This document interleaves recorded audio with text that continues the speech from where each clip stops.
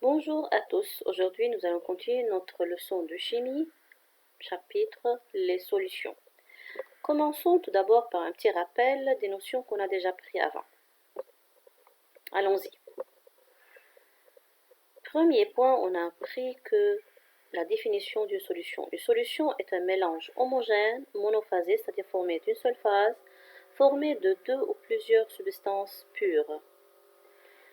Deuxième rappel était sur la définition d'un soluté et d'un solvant. Le soluté, c'est la substance dissoute. Le solvant est la substance qui dissout le soluté. Troisième rappel que la solution a le même état physique que celui du solvant. C'est-à-dire, si le solvant est solide, la solution obtenue est solide.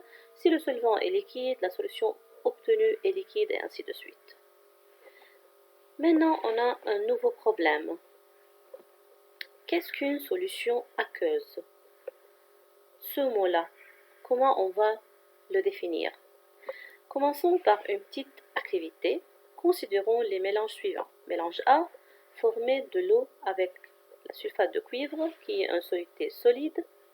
Mélange B, de l'eau avec de la farine. Mélange C, du citron, le jus de citron, c'est-à-dire avec du sel. Et mélange D, c'est l'eau avec l'éosine. L'éosine, c'est la solution ou bien médicament rouge que vous utilisez dans votre maison. Première question, qu'est-ce que vous allez faire? Vous allez copier cet exercice sur vos cahiers de chimie et répondre aux questions et attendre mes réponses le deuxième jour. Dans quel cas s'agit-il des solutions? C'est-à-dire dans quel cas A, B, C et D, on peut dire que ce sont des solutions. N'oubliez pas la définition des solutions qu'on a déjà pris. Puis, question B, regroupez dans un tableau les solutés et les solvants de chaque solution. C'est-à-dire vous allez dessiner un tableau. Dans ce tableau, vous allez mettre une colonne pour les solutions A, B, C, D. Bien sûr, ne copiez pas tous les mots. Seulement écrivez A, B, C et D. Dans une autre colonne, vous allez écrire soluté en haut, écrire le nom du soluté. Et dans une troisième colonne, vous allez indiquer le solvant de chaque solution.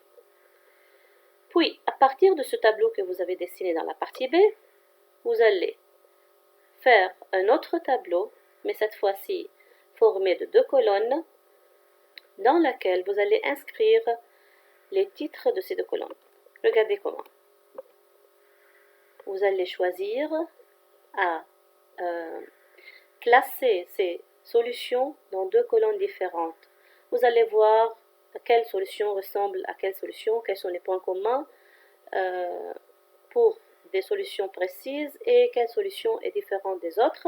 Vous allez les regrouper, le même groupe dans une colonne et l'autre groupe dans une autre colonne. Puis vous allez réfléchir. Vous allez réfléchir et donner un titre à chaque colonne. Pourquoi vous avez mis ces solutions dans cette colonne et l'autre dans l'autre colonne? Vous allez faire ces questions-là et je vous envoie la correction après un jour. À bientôt!